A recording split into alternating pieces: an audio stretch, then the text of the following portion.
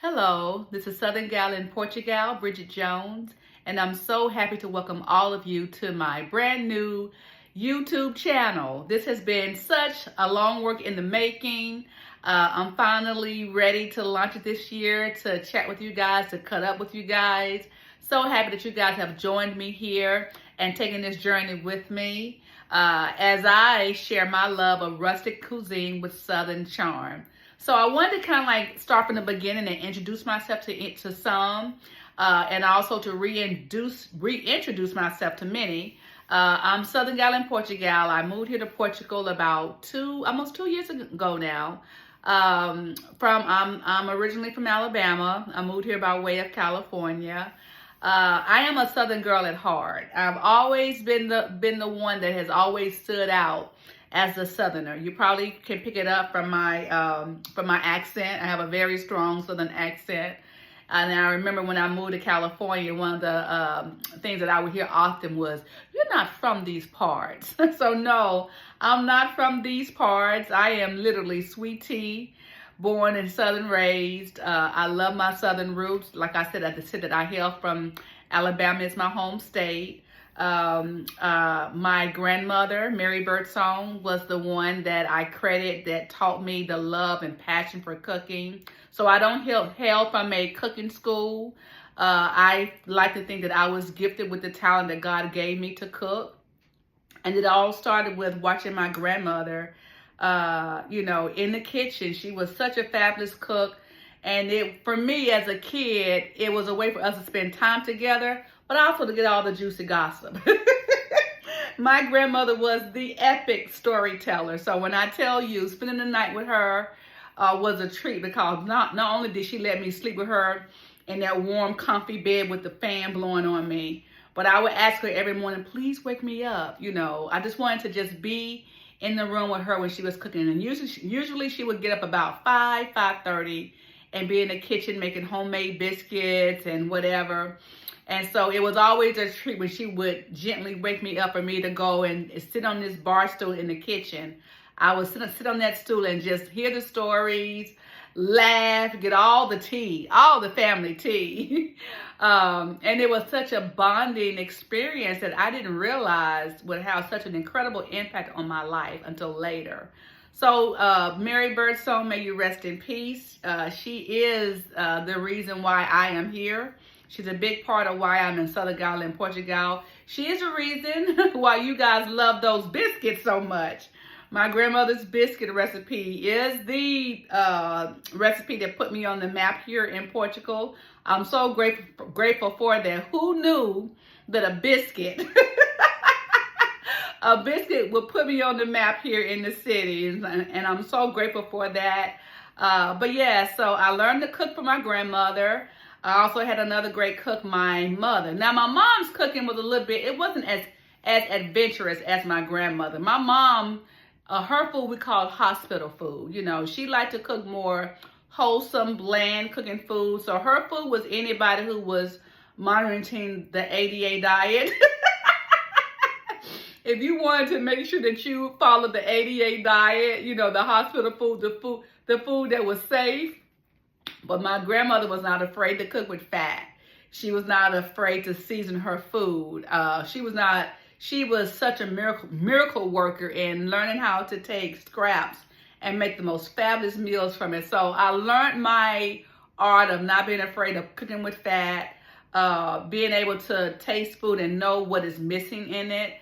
Being able to layer flavors in food. I learned all of that from my grandmother, and also the whole technique with cooking. So I share that to say, as one that has two daughters who are actually great cooks. I have two daughters, Victoria and Olivia. And I would say Victoria, my oldest daughter, she can really champion me in the kitchen. I love her food. So I'm glad to be able to have a daughter who I admire her cooking. Now, with that said, she was also my daughter that did not like to cook. So I was very surprised when, she grew up and grew into her love of cooking, because growing up with my daughter, asking her to help you cook in the kitchen was punishment. She felt like if you are asking me to cook, I must be on punishment. So to see her love for cooking and to see how she likes to share that with the world is such a full circle moment for me. So I do have two daughters that are really good cooks. One of the things that I wanted to make sure that I passed down to my daughters was making sure that not only do I share the written history of our recipes and our storytelling, but to also record it in voice. So that was one of the things that, I'm so blessed to have that, even though that my grandmother is no longer here. She actually passed a few days before my first major event here in Porto. But it was so beautiful to be able over time to listen to or to see the written history of her recipes and, things that I had written down, but also to go back and to listen to some of her verbal history. There's so much meat in that. And so, I really treasure being able to go back and listen to her tell a recipe rather than to have me to write one down. You get so much more information in that. And so that's one thing that I have been very careful to pass down to my daughters. I think that that's very important. So I would say that to grandmothers and mothers and, and grandchildren, those that want to pass on the generational wealth that comes with recipes in your family. Make sure that you write it down, on paper, but also make sure that you have a recording of the verbal history. There's nothing like listening to the author of a recipe share the recipe with you. And it's funny too, because what I learned in that was that my grandmother never really measured things. So it was always a pinch of this or a pinch of that, or do this or do that. So she taught you how to make certain meals your own and use your own judgment in cooking. And so I loved how she added in all the nuances that you don't necessarily get if you're following a recipe. So highly recommend that. But getting back to SouthernGal in Portugal. So originally, just to be honest with you, when I moved here to Portugal, I knew I wanted to do something with food, but I did not come here with the intent of actually starting a business. I actually moved here to Portugal. I had a contract job, and I was comfortable, getting a familiar check, like lots of us, right? But I had this inkling that, just in case I want to dabble in food, I wanted to make sure that when I moved here, I brought all of my spices, all the things that I knew that I wanted to stock my kitchen. I was very intentional about doing that. So I showed up to Portugal with 24 boxes, and I would say over half of that was spices and food and kitchenware. So I brought my passion with me. But when I moved here, I did not anticipate starting a business when I did. So I moved here. I had quit my job in the States. I used to work for a national health care provider in the States, and I had to give that job up in order to move to Portugal because they would not support me working abroad. So when I moved here, a couple of months later, it was just this tugging on my heart that I really wanted to host this event and introduce my idea of SouthernGal in Portugal to the community, through this Thanksgiving event that I wanted to host in the year 2023. So it was literally in the month of September on a Monday. I was like, okay, I just put this out there in the universe. I made this post, this Facebook and Instagram post, but I wanted to have this welcoming table and have this event. And I was introducing SouthernGal in Portugal, just like introducing it to the world. The very next day, I lost my U.S. contract. The only means of income that I had. And I knew in that moment that it was the universe saying, you thought that this was going to be a hobby. Because years ago, I used to have a personal chef business. Over 15 years ago, it was the Prepare Table 73 for all of my Huntsville people. And I used to host, I used to cater for churches and school and colleges and different events. But I gave it up when I had moved to California. And quite honestly, even though I had a food blog, I treated it more as a hobby. I did not treat it as a business. I did not position it in a way for me to be profitable from it. But I feel like in this season of living abroad, when that happened, of me losing my contract, I think it was the universe saying, you are no longer going to treat this as a hobby. This is going to be your main source of income. And so I said, pots and pans don't fail me now. Listen, I had bills, and I knew for me to be able to sustain myself here, I had to really pour 100% of myself into my passion. So with that said, literally from that day forward, I began to just share my food. I began to, create posts, share what I was cooking, because people love to see what you are cooking. People love to peep in your kitchen and see what you got in your pots and pans.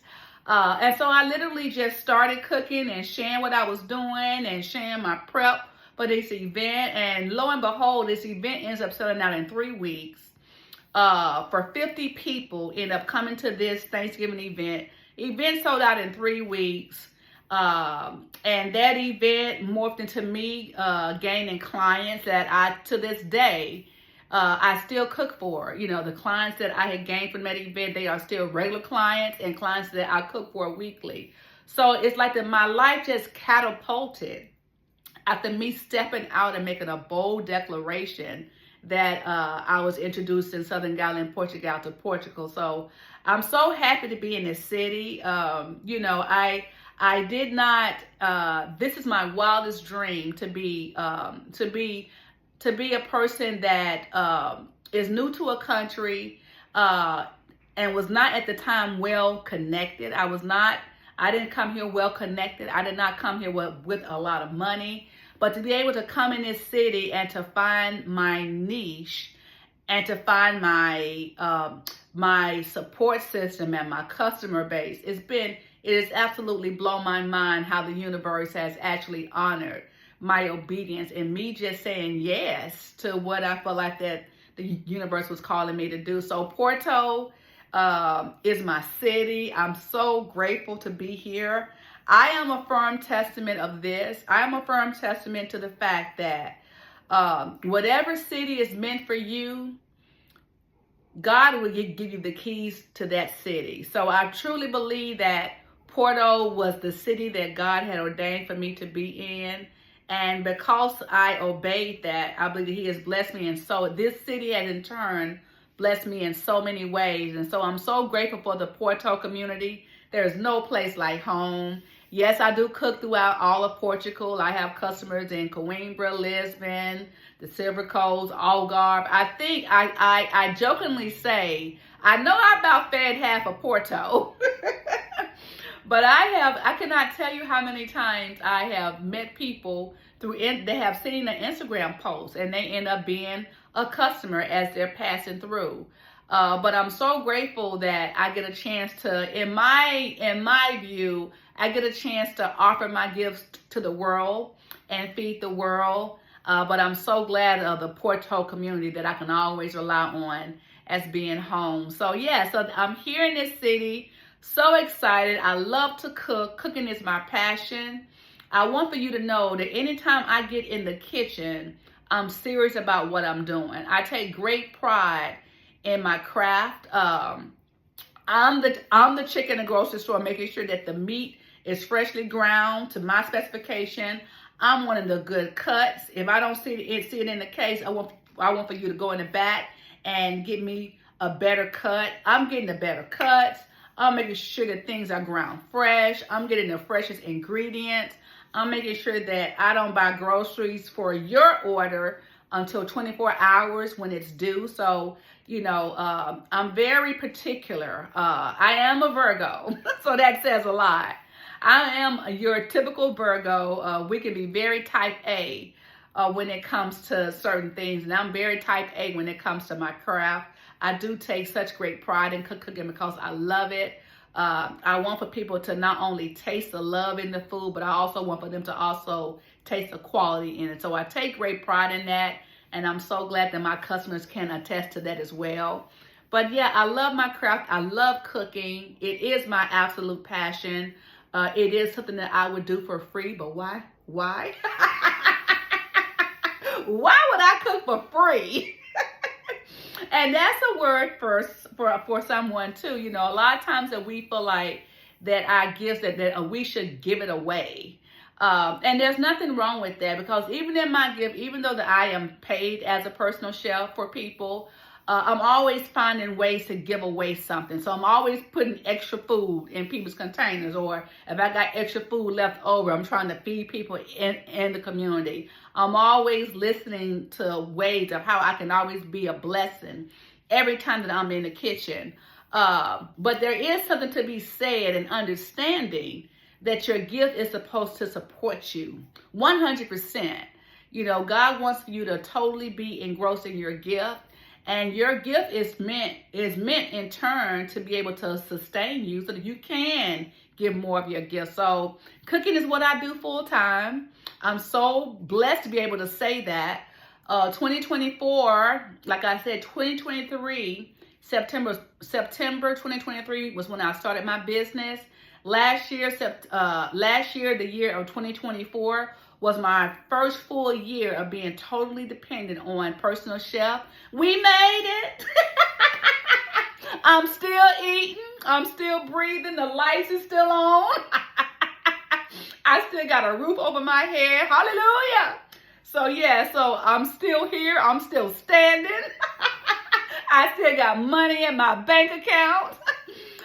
So I'm very grateful that, you know, that I went a whole year just doing my business, and I was able to take care of my bills and sustain myself. And so I'm so grateful to be able to say that, not in a bragging way, but in a sense of gratitude that I'm able to do what I love, but also not have to worry about how I have to sacrifice myself in other ways. So thank you, God. Thank you, the universe, for taking care of me. And thank you to all of my customers that continue to patronize my business, that believe in what I'm doing, that have donated to my GoFundMe to one day have a food truck.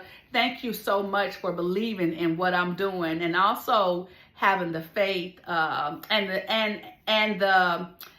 the initiative to really support what I'm doing. Your support is always appreciated. And not only the financial support, but also having people that take the time and write me and let me know, how they enjoy my food, how my food has blessed them and their families, or how it has brought back a sense of nostalgia. And that's what I would say I love the most about Southern food in particular. There's a sense of nostalgia that you, especially when you move to a new country, there's a sense of nostalgia that you gain when you are in a new country, away from everything that is familiar, and you're able to taste something, and it brings back all of those childhood memories. I remember one customer, I had made some roasted red pepper and tomato soup, and they talked about how it took them back to grilled cheese and tomato sandwiches. Grilled cheese and tomato soup as a kid. It brought back that nostalgia. Or somebody who was having a bad breakup and was sad, and how my chicken and waffles mended they heart. So listen, if you're brokenhearted, if you're missing grandmama, you want a little bit of nostalgia, then you know who to reach out to. But yes, I'm so grateful that food, has that power to do that. Food is a powerful thing, and sometimes we only look at food, of course, there's always this proper balance between food as nutrition and food as pleasure. And then in the midst of that is also having a sense of nostalgia. So I have great respect for food. I never want someone to feel like that they have to abuse themselves with food. We're not talking about that. We're talking about a healthy balance with food. Because even myself, frankly, I know I cannot eat fried chicken every day. I do not eat fried chicken every day. And I know that you see me cooking a lot of things like the biscuits, the fried chicken, the sausage and gravy, all of that. Of course, I allow myself to indulge in it. But, we all have a history. We all have certain genetic histories and family history and health issues that we have to make sure that we take into consideration and moderate our diet. So I never want for anyone to feel like that I'm giving them a license to eat this way every day. But I also want to show on the flip side of it that you can also enjoy fried chicken, but there's all types of healthier versions of Southern food, because I'm frying chicken for some clients, and I'm making roasted tomato and red pepper soup for another client, or I'm making gluten-free this for another client. So Southern food is not bad food. And let me tell you this. So when I moved here, I never forget, yeah, I don't forget y'all haters out there. Listen, I might forget, I forget you after you say what you need to say, because it's all working, to help to promote me and build me up. But I never forget when I went to somewhere, this event one evening, and I was new in the city, and I'll never forget, this lady walks up to me and says, "How dare you bring Southern food or unhealthy food to Porto?" And I'm like, clutching my pearls, like, me? First off, I don't even know you, and how dare you insult me to say that my food is unhealthy or not good? But I understood her vantage view, because maybe her experience with Southern food was one where it was unhealthy, or it wasn't quality in ingredients. And I can say how I like to think of my food, even though my grandmother taught me how to cook Southern food.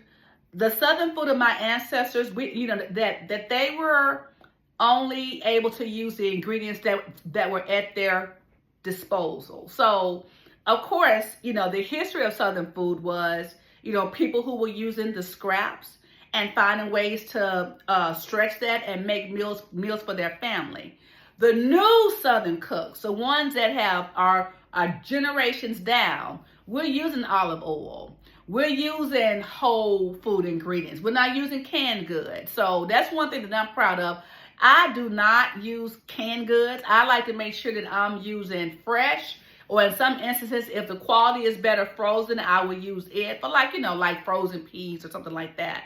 But for the most part, all of my food is fresh. So I'm using fresh ingredients. I'm using whole ingredients. I'm reading labels, I'm making sure that it don't have all of the junk food in there. I'm making sure that the basis of what I'm cooking, all of my base ingredients are quality ingredients. So there's a lot of ignorance that comes with people when they think of Southern food, that there's a bad connotation of it being greasy, overcooked, no green vegetables, imbalanced. And of course, now you can get that, but there's also the other side of that too. And so it's funny how, yes, I have been well received in this city, but I've also had a healthy dose of speculation from people too. But I'm also glad that people took a chance and they tried my food, and they can attest to how, that I really take great pride, but I'm also making sure that I put great quality in my food. And as someone that is a consumer of her own food, that will be moi, as someone that is a consumer of her own food, I can honestly say I prefer my food a lot of time over restaurants and all that, because I know what I put in my food. So I'm proud to say that. I'm proud to stand on that. I'm proud to offer that to the world. But yeah, I'm so happy to be here. I hope that you guys enjoy this journey that we take together through food. Listen, I want to have a good time with this. You guys have, I'm sure, seen so many shows where they're cooking and they're all starchy. They got the starchy shirt on and the apron, and they're cooking, and the music is in the background, and they're taking something out perfect. I want to show you the raw truth in the kitchen. Listen, it's not glamorous. 9 times out of 10, when I'm in the kitchen cooking, I'm looking like this. So I literally have my little satin cap on to keep my hair out the way, and I have a net on. I cannot have fingernail polish, so I'm very strict about making sure that I don't have any polish on my hands, because a lot of times that I'm working with my hands with food. Of course, I have on gloves and all that when appropriate. So, you know, my nails are short and clean. There's no polish. My hair is pulled back. I'm literally sometimes, you know, I might have on something comfortable like sweats and an apron, but when I tell you it's not glamorous. Now, that profile picture that you see of me, now that's glamorous. Listen, that's strictly advertisement. But if you were to see me behind the scenes or picking up your food, I am not looking like that every day. And so thank you for putting up with me and allowing me to be comfortable, because you don't want me in the kitchen looking cute and I'm messing up your food. And so, yeah, a lot of times, you know, this is how I am. And so I want to be able to bring all of the natural shenanigans that come with cooking. It's not glamorous. We're dressed down. We're burning up stuff. We might be dropping 4-letter words, which I can't have my kids on this little YouTube channel with me. They would call me out, because I would say that is one of the things that I have to work on, is that I can drop a few cuss words every now and then. But that's my way of blowing off steam. Not cursing people out. But if I burn myself, it ain't gonna be near the cross. Come out my mouth first. And I got the battle marks and all that to prove, you know, the burns and everything. But yeah, but I want to show the real part of cooking. I want to share the funny stories. I want to share the shenanigans. I just want to have a platform to cut up, y'all. I want to have fun with this, and I want to take you guys on this journey, and I want for people to fall in love with food, and I want for people to be comfortable in the kitchen cooking, and I want for people to believe in themselves again, that they have what it takes to be a good cook. I want for people to not be intimidated by cooking. I want for people to trust themselves when they cook, to trust their own palate and their taste. Not having your food to taste like mine, but what do you want your food to taste like? I want for people to be able to explore in the kitchen and to experiment. All those are things that I want to lead people on this journey in doing, but with a good dose of humor. And, you know, I do want to invite other guests in, so you will see me, SouthernGal in Portugal, and friend. And also, if you would like for me to come to your house and you want to host cooking sessions or something, and you want for me to bring a party to your house, I want to open up this platform to be able to travel and to get in other people's kitchens and to cut up and to film with them. So there's so much that I'm so excited about doing in this new platform. And like I said, I'm so happy that you guys have decided to take this journey with me. If you have any friends, loved ones that you know that would be interested in coming along for this ride, make sure that you have them to subscribe to SouthernGal in Portugal on YouTube, as well as follow me on Instagram at SouthernGal in Portugal, as well as Facebook, SouthernGal in Portugal. And with that said, I'm also so thrilled to announce recently SouthernGal in Portugal is officially trademarked. So don't y'all come for me. Don't come for me. Don't y'all come for SouthernGal in Portugal, rustic cuisine, Southern charm, because that's my stuff right there. So I'm so happy that I was able to get my business and my logo and everything trademarked. And that was a chess move, and I will be sharing in the future why I wanted to do that. So I'm so happy that my brand is protected and that I can do a lot of things with that. So please, you know, like I said, it's going to be an amazing ride, and I can only imagine what the universe has in store for all of us. I promise to keep my YouTubes hopefully 30 minutes or less, because I know people's attention span can be very short. So I want to keep it 30 minutes or less, unless it needs to go an hour. But I want to make sure that I honor your time and also respect mine. So with that said, if you ever have any questions, please feel free to comment, share, come cut up with me. If you would like to reach out and you have a specific question, or if I can be of service to you, please contact me at info@SouthernGalinPortugal.com. So with that said, Have the most fabulous evening. I'm so happy to be here with you. I will see you guys next time. And hopefully next time that you see Southern Gal on YouTube, I'll be in the kitchen. So you guys have a wonderful evening. I'll see you soon.